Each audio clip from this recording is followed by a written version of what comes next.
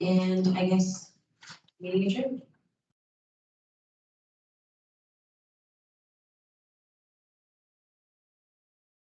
Call the Officers Committee meeting to order. First, I'd like to begin by acknowledging that we are on the Mi'kmaq, the ancestral and unceded territory of the Mi'kmaq people. Next is the approval of the agenda. So moved. It's moved by Ian. Second by Councilor. Here, this, second. Bill. Is that what Ms. Council Rowley or Ellie. Councilor Watt. Ellie. It's Ellie. That was it. Next is there any errors, omissions, or corrections to the minutes of October 17, 2022? We're talking about the cleanup. Councilor Watt moved and I seconded. There should be something in there that is coming from reserve, should it not? The fund is coming from, should that not show in the minutes?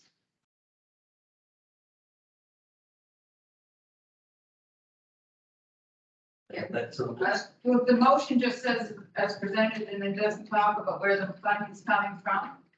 It says that you're going to apply for from the fund. That money.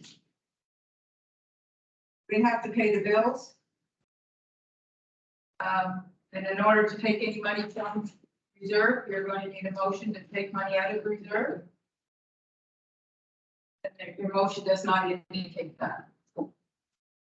So do we need a new motion or do we, Well, I think you need, to amend that motion? Is there a way? I think your motion needs, my opinion, I think your motion needs to say that you're approving that you're going to take funds from your operating reserve.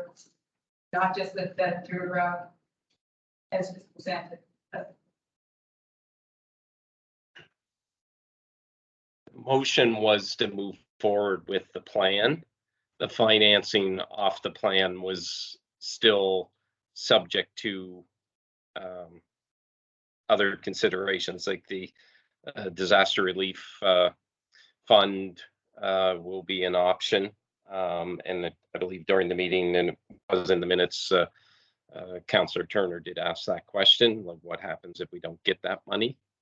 So then that's where the fallback would have to be motion to take from the reserves. So it doesn't need to be in the motion though, does it, Brian? We'll just, when that comes up. At some point, we're going to have to fund it. It'll either be funded through the reserves, or it'll be funded through the disaster relief fund, right? So at this point, we don't know what we're even applying to for the disaster relief fund because we haven't accumulated the end bill, right? So, but the motion that was made was to proceed with the cleanup. That's what we were discussing at that point. How are we paying the bills? But we have no funds from the disaster relief fund. At this point, it would be receivable. Right? From them.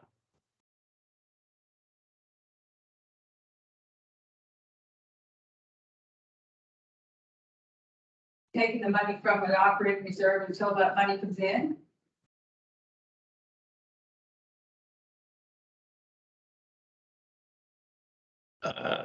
Yes, it may be that, yeah, So then we need a motion to come from operating reserves.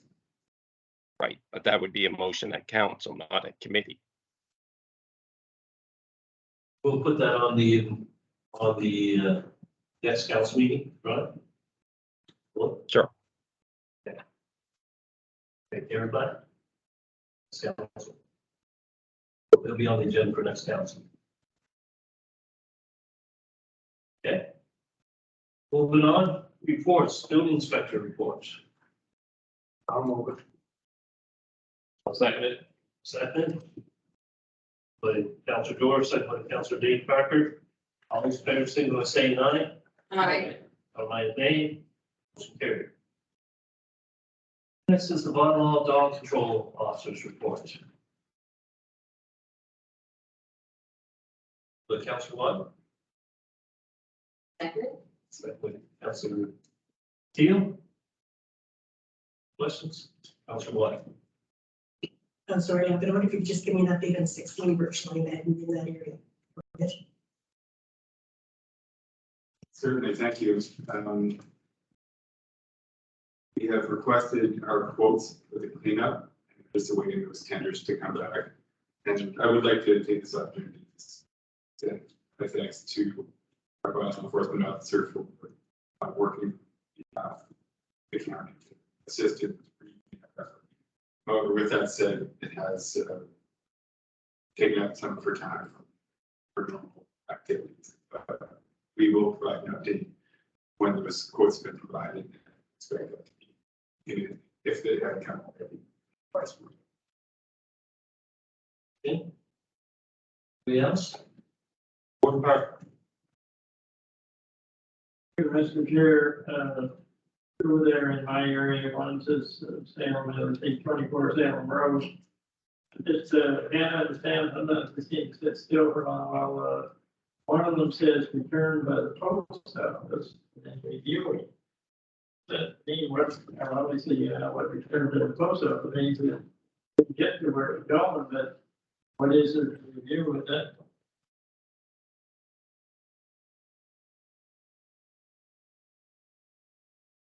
Afterwards, going to the microphone, Or, no, we know that, get to it there. oh, okay. That's the thing. Thank you. No, that it was not. It was returned from the post office and is delivered. So that might be you. She's speaking to. But she will be. So again, she will be delivering that shift. That's it already. The other one just says monitoring. What do I tell people when they're complaining about this place and monitoring it? It's quite a mess out there. Which is this? I'm sorry. 43. It's the other sale one up at the top. Right below the pink there, there's, what is it? Oh, 59 McLean Road, yeah. Yeah. What are we monitoring? So our law enforcement officer has reviewed that site, seen improvements. She's going to review it one more time, and if it's acceptable, she would take it off the list. She's seen improvements there recently on her latest trips. I'm not sure. I haven't been out there to say myself. I didn't see them, I guess I was there, but through you, Mr. Chair, I had another request today, one we had concerns with down the back of drive, and I know, we've done a lot there. I ease people's concerns, but the question was asked, who decides whether it's unsightly or not? So I got back to them and said, that's the bylaw officer's job. It's not our job as council, same as this other one you're talking about, to make that decision as to whether it's unsightly or not. But I write in what I said to her, that it's the bylaw officer's job. If I understand, we only come into play for building justification. Yes, you're correct. Upon receiving a complaint for a dangerous unsightly property, our law enforcement it's in the case that we're talking about, it's required to review it and confirm whether or not it is meet the criteria of dangerous and unsightly, or this case unsightly. And that's judged against a couple of criteria. Some are related to the neighborhood, which is located, some are related to the type of operation that conducted, some standards or other equivalent businesses running similar operations. So it is our law enforcement officer that would indicate whether or not it meets the standard of sightliness. Nothing to do with this county. Correct. Okay, thank you. Thank you, Mayor. Councillor Thompson. Just, I think I know what the answer is, but 43 High Street, it says when you go over to comply, it says yes. Yeah, so this is the case in which we are doing consistent monitoring. It's not up to snuff as of right now.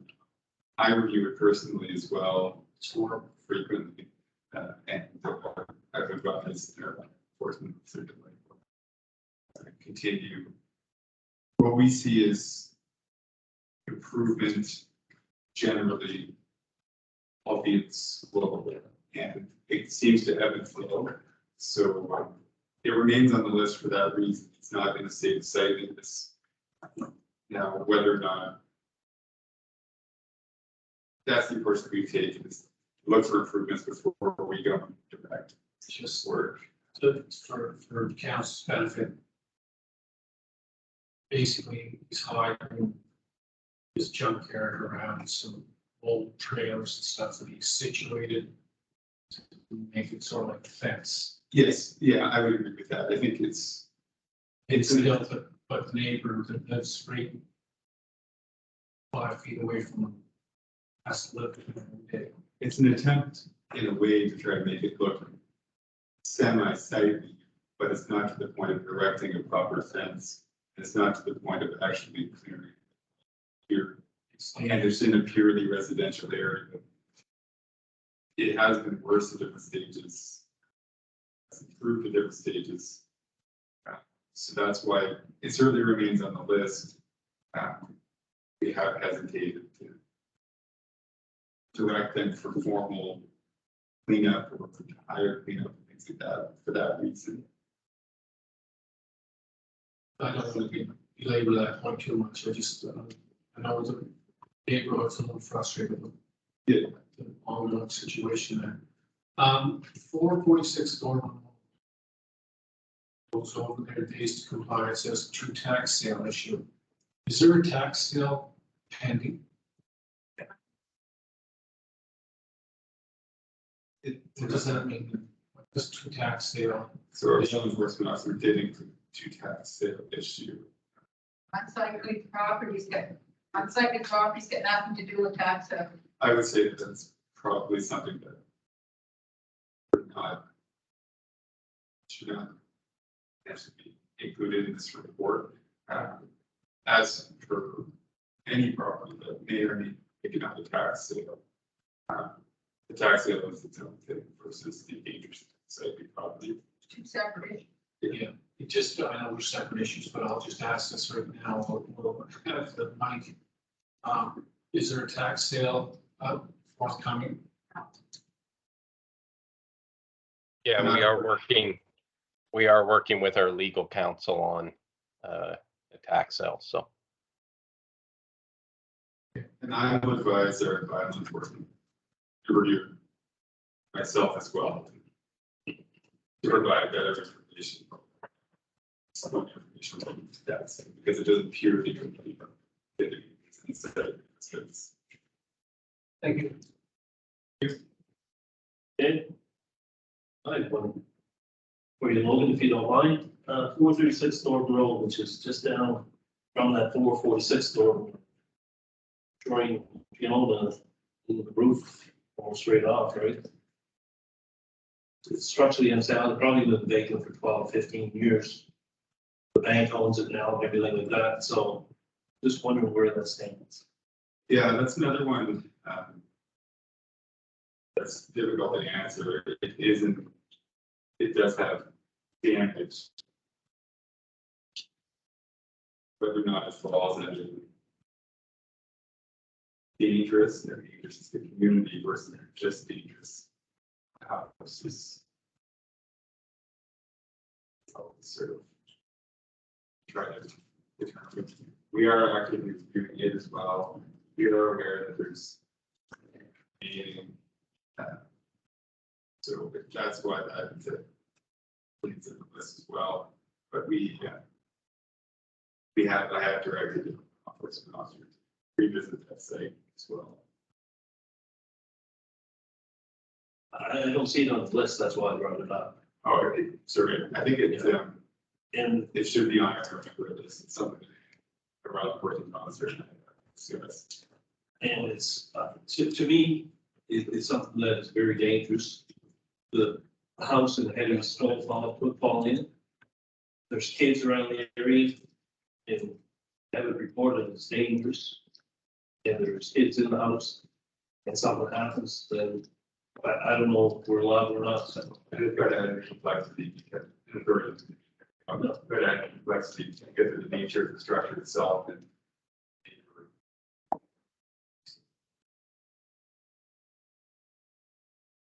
I think it's something that we could probably bring forward for demolition itself, because I don't think nobody came forth for the last, if you look it up, I think it's 12, 15 years since taxes were paid on it.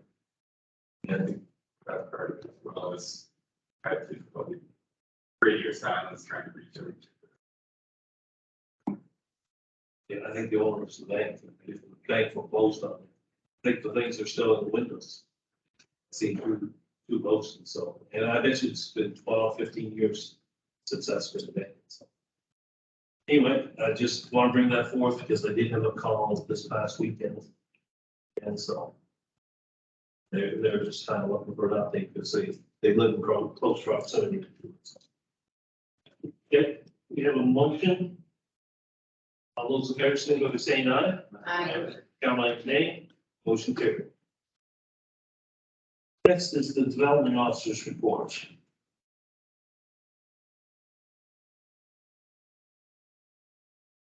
So moved. Moved by Councilor McKeel, Seconded. seconded by Councilor Elliott. All those in favor, signify by saying aye. Oh, sorry. Councilor Buck. I just have one comment. I personally think it would be a good idea if the development officer was presented and introduced to the council so that we will all know who the gentleman is and perhaps have better chance to communicate with him. See why you could come to our next farm service meeting. Give us a little update on this report. So is that possible, Brian?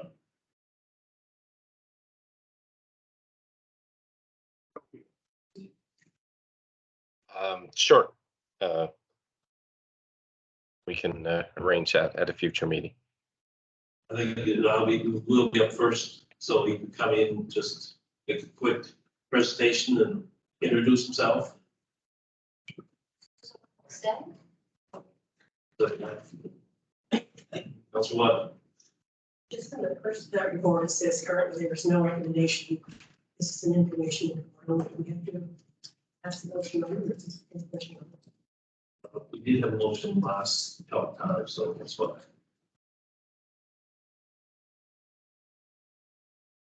Okay. Other questions? All those in favor, signify by saying aye. Aye. Count like nay, motion carried. Next is Hurricane Fiona. Green cleanup update. I think that's, you know, and I like to echo what the other council said here tonight. Do enjoy your reports. It gives me an update to know where everything's at. Thank you. Thank you very much. I'll continue with those updates and I apologize it took so long to get them out. It's difficult to know where everything's gonna fall until you have all your crews in place and they're out working. So since my last report, we've taken on 3 additional contractors that we anticipated, which has raised our production quite a bit. To date, we have spent about 22% of our total budget that we had allocated. Originally, we had 268 roads identified for collection through our registration process. As of today, we had 112 of those roads completed. So that shows about a 42% completion of our county as a whole on those roads. So when you consider the budget spent compared to actual work completed, we're in fairly good shape here today as far as that goes. With that said, we are having residents who are starting to call in to be added to our collection routes. Folks that hadn't applied originally that are now getting help from the provincial government on cleaning up their yards, and the provincial government starting to drag that stuff out to the curb. And they're calling to have us go back and collect that. And in a lot of cases, it's in areas where we've already been through, we've completed that area. And so what we're doing is we're recording those addresses and we'll come to visit those at the end. Because we don't want to have to be turning around and doubling up on our path. So yeah, that action is prolonging our collection. It's also still difficult to predict where the crews will be on more than a day-by-day basis. That's mostly due to the uncertainty surrounding how long the roads, how long the day's work is gonna be per road. So some crews will call me halfway through the day and ask for more roads and more tasks, whereas other crews we've sent out will spend multiple days on the list that we provided for the day. I'd be happy to take any questions on our collections up to this point. Gordon Parker. Thank you, Mr. Chair. I just want to say I agree with the idea that if more people phone in, and we've already done those roads, to do all the roads first. I don't think it's fair to those who haven't been touched to, continue going back over the roads that have already been done. If when we finish, all the roads, and then if there's not too much snow and then we get the money left or whatever, then we can go back. But I do have one question that has to do with the, on some of the busier roads in terms of the traffic control. Where are we on that? Are we having to use traffic control on some of the main roads, or are we still having to get by with just a truck there with flash labor? So up to this point, we haven't had to engage with any official stop slow signs, traffic control in terms of that. What we're doing is we're sending our contractors out early in the morning and things like that to some of these busier roads with a follow truck, and we're having great success at doing that. It is likely we will identify some areas in the county where we just need to set up that work zone where we have the road slowed down and the stop slow signs at either end. We haven't had to have that up to this point. Do we still have the Department of Public Works working with us on that, or is that still happening? So yeah, they're still working with us currently. They were out with us today with 2 vehicles, and they've committed to the rest of the week with 2 vehicles. So they've been continuing to support us with this initiative so far. Okay. Councilor Lee Parker. First of all, I would thank you for the update. We've done 42% of the roads. That could be a very misleading stat. I know there's one person on the, I guess it's the western or east side. I think they call it now, but anyway, and there might be 50 in another smaller. So just the number of roads. My real question is, we've been at this, what, a little over 3 weeks? If we're real lucky, we might get another 3 weeks without a big dump of snow, if we're real lucky. And that's my concern. How much longer do you believe we likely need to wrap this up? So I think originally we did have a slow start with only kind of that one crew that was working. And that's sort of where we see this 3 to 4 week out mark and sort of where we started from. As we get more contractors on board, which we have right now, we're seeing a lot faster completion of these roads. My best assumption would be mid-December to have the majority of the county completed. Another 3 weeks.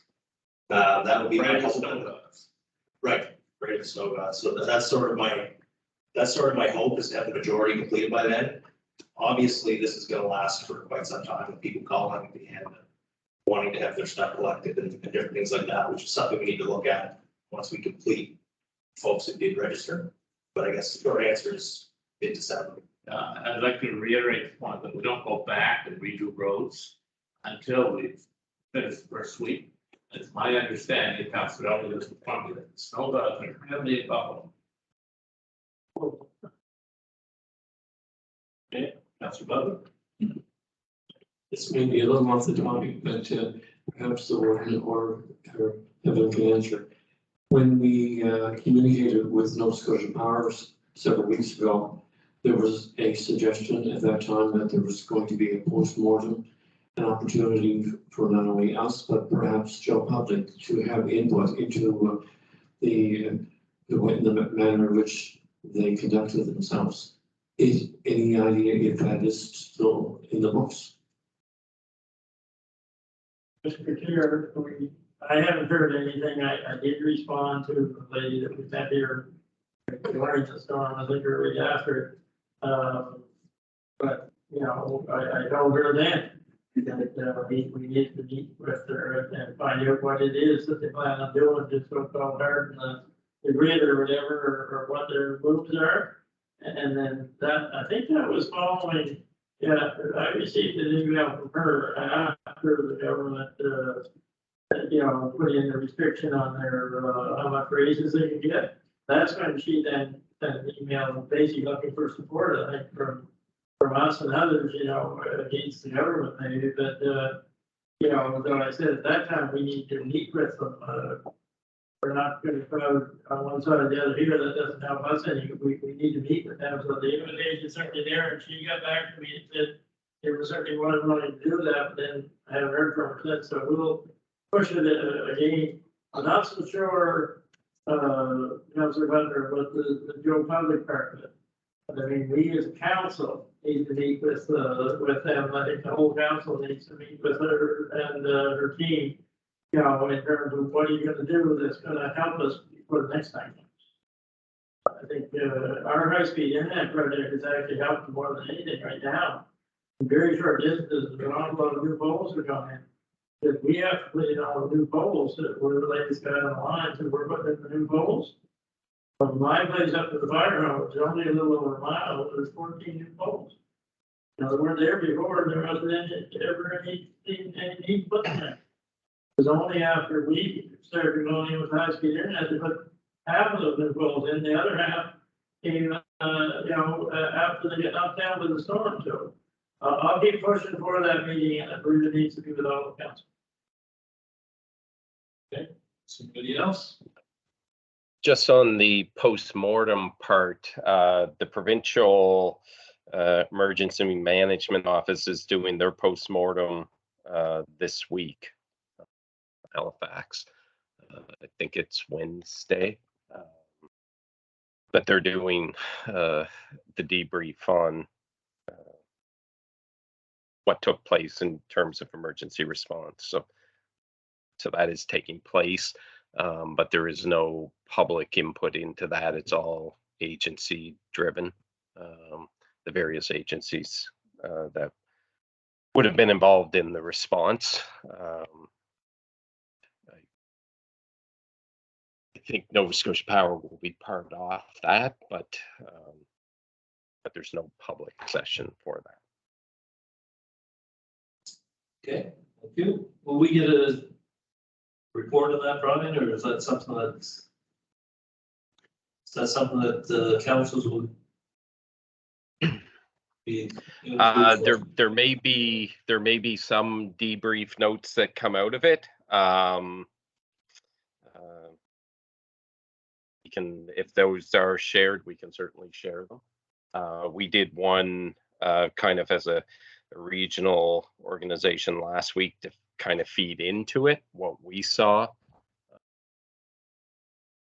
Hector County response type thing. So I'm not sure what form this report will take from the provincial debriefing. I'm not sure. Okay, thank you. Lenore, Councilor Wyden.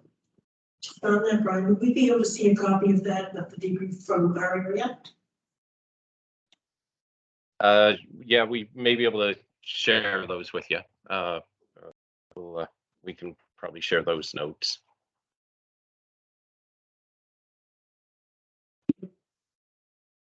Next on the agenda is major storm emergency contact us. Councilor Wyden. Thank you, Mr. Chair. We saw firsthand with Fiona how unprepared we were as a community, as a municipality, and as a province to ensure the safety and well-being of vulnerable people during such climate emergencies, especially Fiona. Ensuring the safety of residents is a perfect example of basic preparedness. Many communities responded with warming centers to help those who could get there, and those who are being heard firsthand of the fear and the exhaustion of vulnerable residents. I know the province has been discussing the need for this registry, and since we are the government closest to the people, municipalities should be partnering with the province to have such a registry established. This will not be an easy project and will need to be updated on a regular basis, but after seeing how many were isolated, unable to get out of their homes, and having no communication tools to assist them, not even having 911, makes one realize we were all vulnerable, but those with disabilities or seniors are an even higher risk. I know community members are coming together and trying to think of people who may need some help, but it was not but it was very easy to overcome some or overlook some, sorry. Secondly, with the number of properties that have changed hands over the past 2 years, we're not familiar with all of our residents. So I'd like to make a motion to have council write a letter to our provincial AMO with copies to any appropriate ministers, perhaps the minister or, encouraging that a vulnerable persons register be initiated in the province, and they work with the municipalities to prepare such a list. This program needs to be done provincially to provide continuity for such a program. Emphasis will need to be placed on keeping this information up to date and maintained. So I'd like to ask for a second on that motion. I'll second.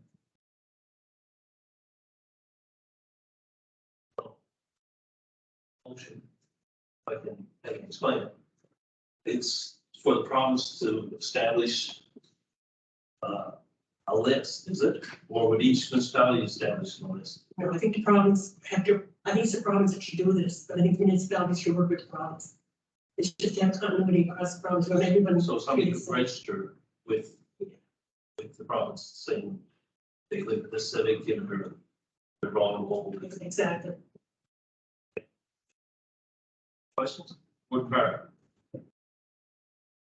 Thank you, Mr. Chair. I certainly agree with the motion that because during the height of the storm or the aftermath of it, people were wondering, well, I wonder if he's all right, or I wonder who lives there now. And I've had a lot of wondering going on. But I think the one thing you have to be careful with any list, we're encouraging them to do it, which I think they are the ones that should do it. There's also privacy concerns. I think that some people don't want to be on a list, anybody's list, and I think we have to be careful that we're not forcing anybody on this. Is a step forward yourself or others recommending whatever, but not without people's permission to be on the list. I think it's a dangerous overstep if we start putting people's name on the list. They don't want anybody checking on or anything else, maybe, and I think we need to respect that. But I know that's not what's been in the motion, but I think we just always have to be aware of that section of people. I just respond to that. I agree, but I think that's would be the way the program would have to be set up, so people would have to agree to put their name forward, not us will get their name. So I'm sure, but I still think it's their province that has the best tools for putting the project like that together. Councilor Keel. Thank you, Mr. Chair. I too am supportive of this vulnerable list. I will say though, I noticed that since the hurricane, it has really brought community groups together. And I know in District 3, there's, been kind of an uptake in residents really trying to get organized and looking out for each other and getting to know their neighbors. I will say that, it was one of the best presentations I was to, a local community group trying to get everybody to come together and to be, to kind of look out for each other's properties, one another. And I think that's really, in our small communities, that's what it's going to take. Whether they want to be on the list or not, I think it's time that we kind of go back in time a little bit and get to know who lives next door and look out for one another again. So I think that's also kind of going back to our neighborly selves as well. So thank you. Councilor Thompson. On the vulnerable persons list, I'll try and dig it up, but there's a fabulous interview with a lady in Antigonish County on this very point. She's, her name's Ann Camosi. And it was after Fiona, she was interviewed by CBC Radio, and she's got sight issues, I believe is what it is, and she was stuck in her house without access to telephone, internet, power, and stuff like that. And she's just one person. She explained the necessity of a vulnerable persons list to a T better than I would. It's again, there are privacy issues, and it would have to be voluntary, but it would be helpful for the vulnerable person, but also the vulnerable person's family members that may not live in the area, that may live in Halifax or Toronto. And they're trying to check in on their elderly parents or relatives. So it's a good review to have. And just on that too, just trying to think how it will work. So province has a list, then would that list come to the county? County be responsible to go find a group to go check on these people? Or would it be the province gives it to our EMO? And the EMO would look after providing the rich services?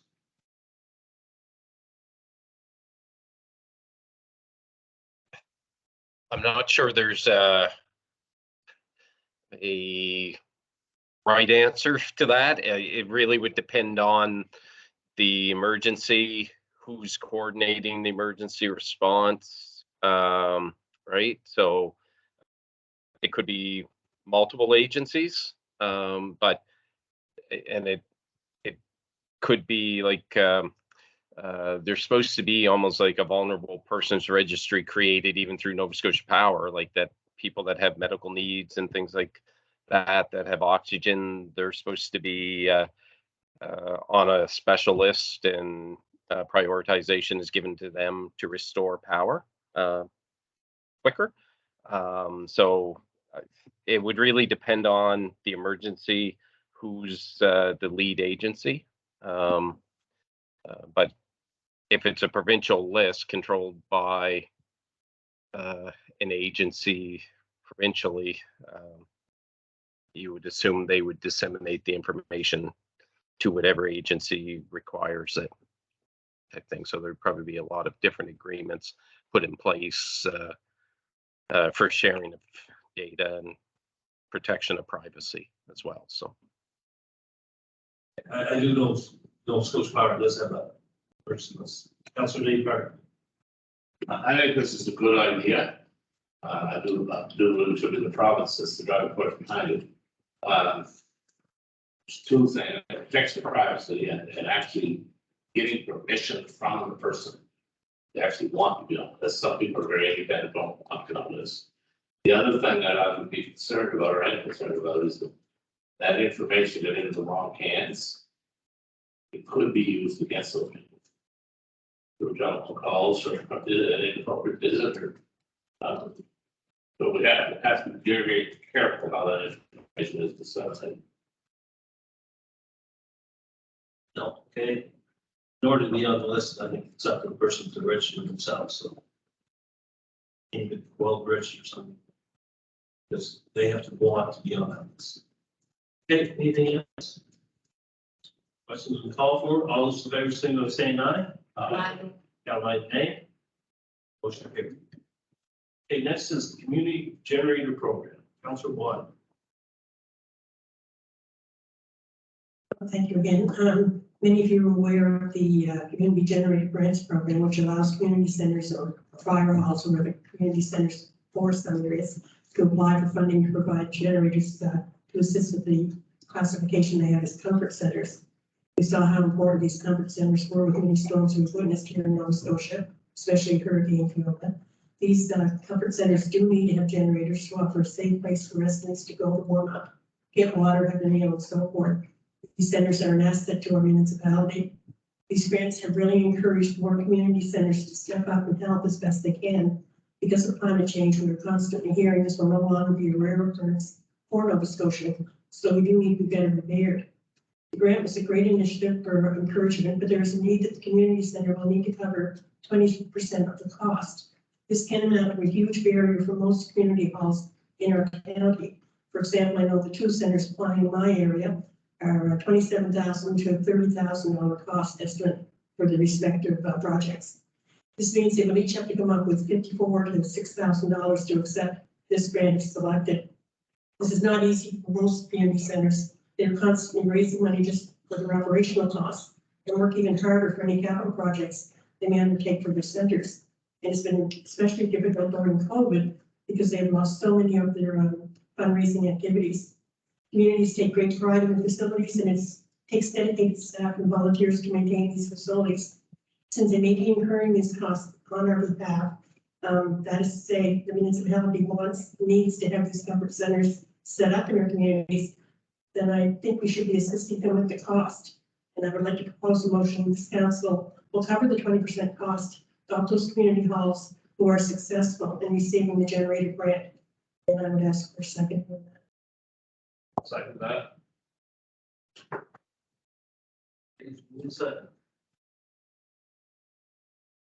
My question is, where's money coming from?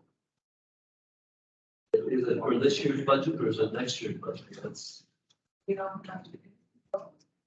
well, there's a number of community halls that apply, so it could be. Could be, yeah. Anywhere between 40 and 80,000 or something like that, depending on how they are successful, right? So that's, So to cover the total cost? no, 20%. But for example, well, I think the little Harvard Community Center was $30,000. 20% of that would be $6,000. So that's the 20% they have to come up with. Is what I'm saying. And we cover the total.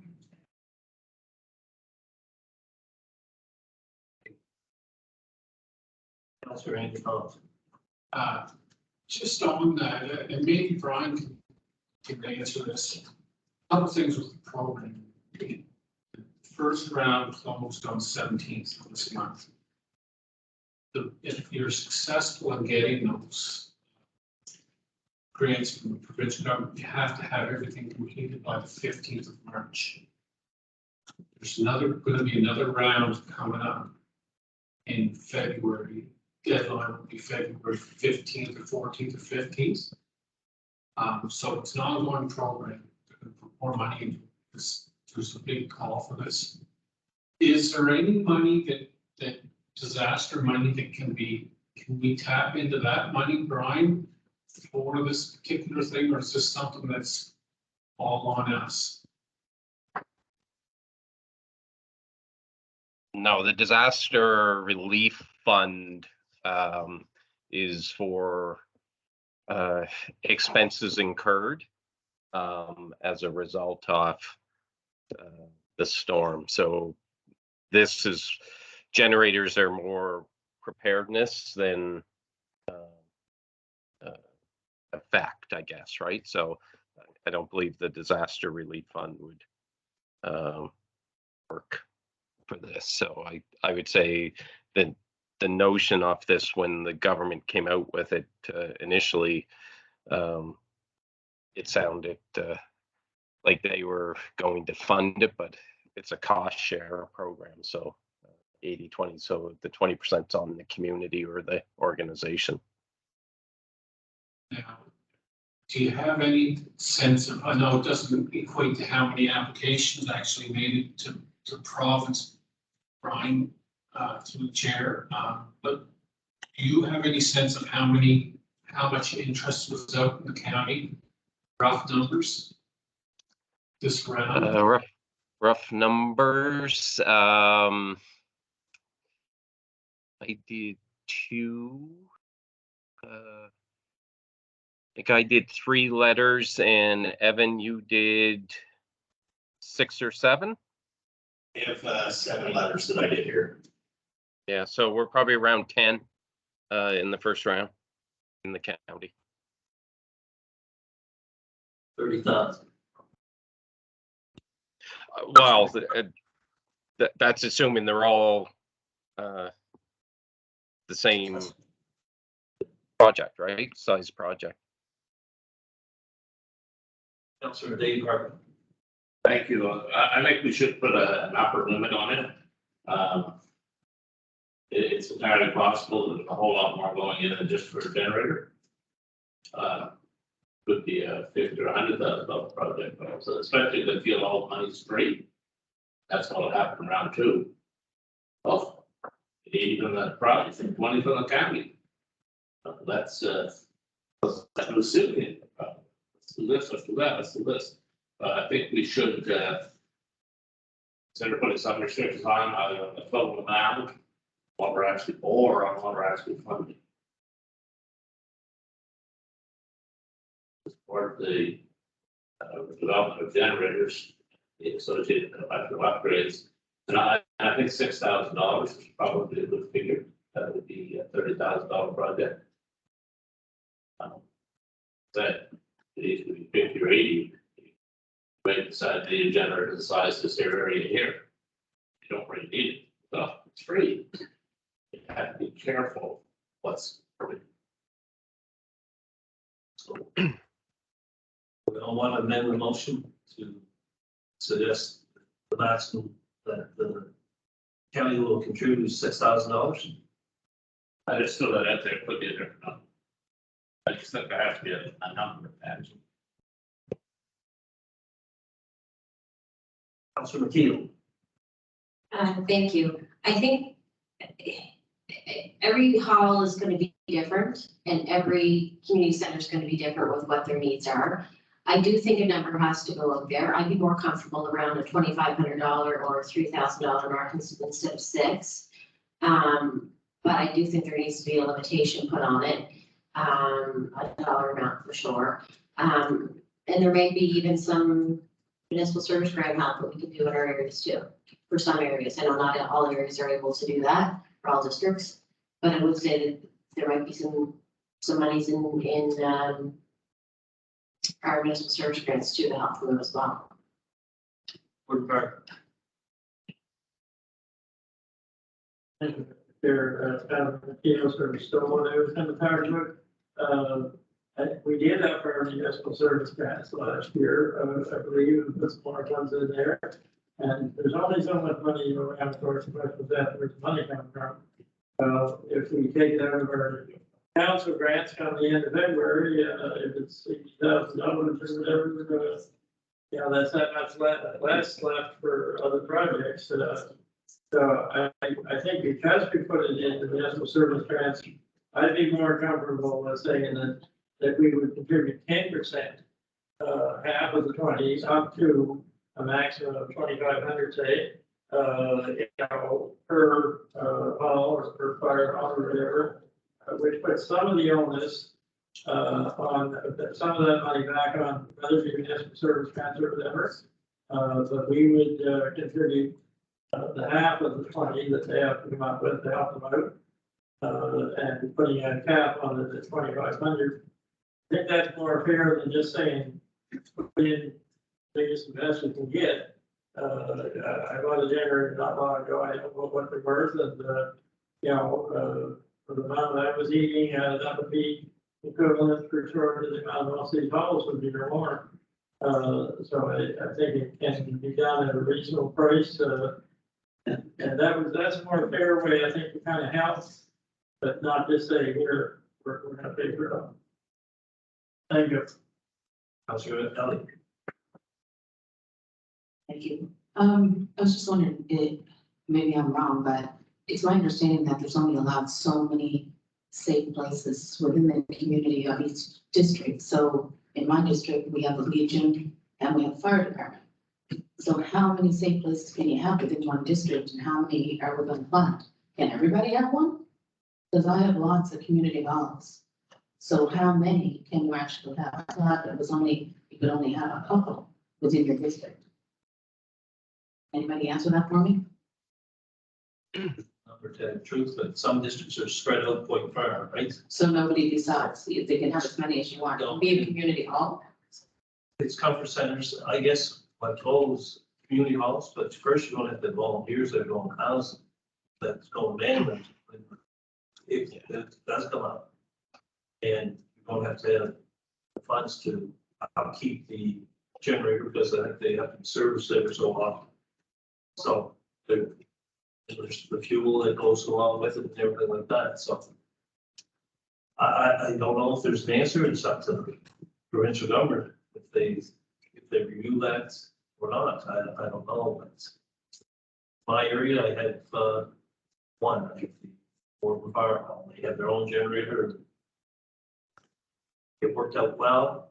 My district's a little different than some districts. Mine's nice and compact instead of expanded like others.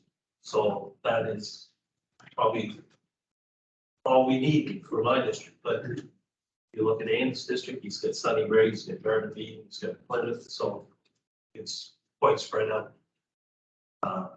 So my question is, is this funding for all community halls that want to take part, that have volunteers that can If, offer that? if they're successful in getting provincial funding, yes. Roberts wants to give 25, community halls in Buchanan and 20 community halls can have the volunteers don't, because there's a lot of, even the fire departments, they're having problems keeping, they only had them home for a couple hours a day, so. They have a lot of volunteers that are willing to put the time and effort into it, so. Thank you, Mr. Chair. I think the move that we table this until we get more information from our staff on financing and on that question of how many in the area. There's a lot of blanks here to fill in. I think that I don't like to see us make a decision after, you know, when they answer a lot of these questions. Motion to table. Second. Second. Second. All those in favor, simply by saying aye. Aye. Caroline, nay.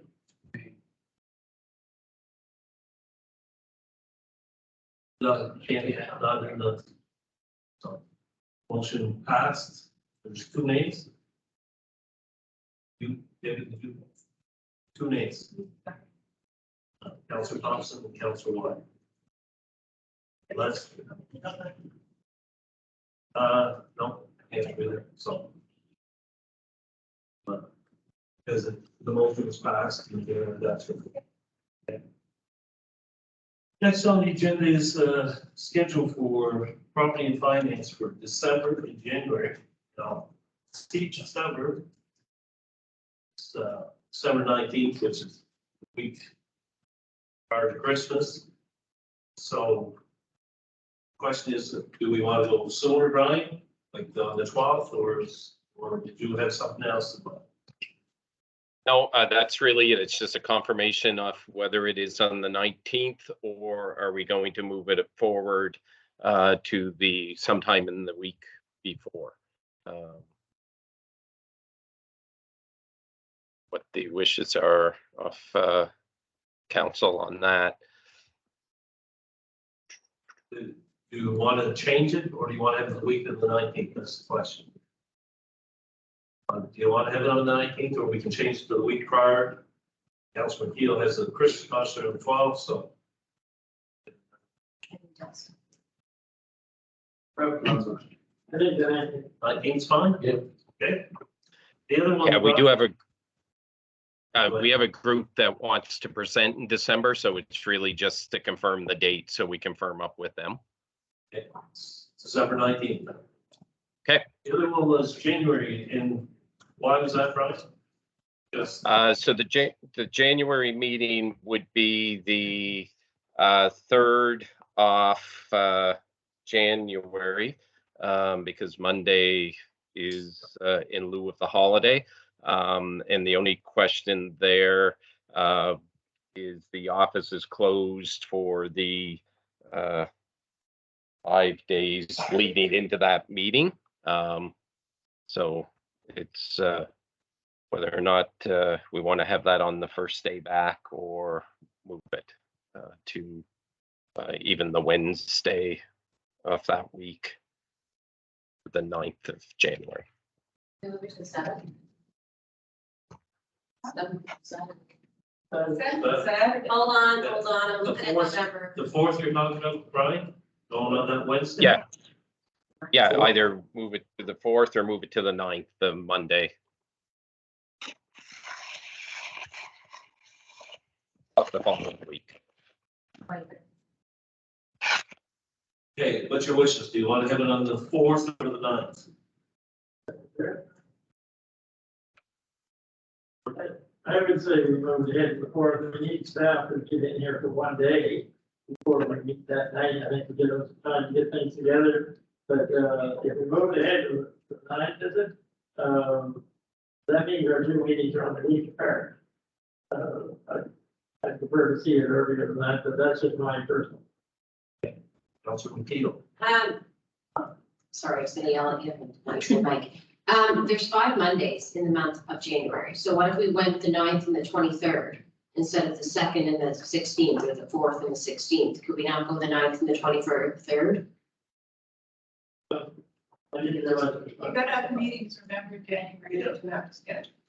And plus we have, like it says, the third Monday is of the month is for property finance, right? So if we don't go the 9th, we'll have to go the 16th also. So it's up to us. We don't have to. We'll go.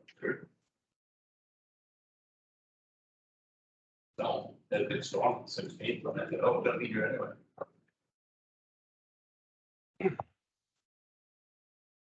To me, I think because we do say property finance is every Monday, I can see changing it because of a conflict or something like that. But there's no conflict, we've got 2 meetings going one week. To me, that's not an issue to me. So, Council White. I think if the staff are comfortable with the 4th, for our council meeting in the 16th, that's it. Fine, what's your guys' feelings? You do it on the 4th or do you want to move it up? 4th is fine. For us, like, we will get the package out. Looking at we would look for agenda items. The agenda items will flow from the 19th, and if anybody has anything to add, would be the 30th of December. So 4th would be fine. 4th good for everybody? Next year, I'm not planning that far ahead. Great. So we'll go on the 4th. Okay. Next, is there any emergency resolutions? Any not? None? Good night, everybody.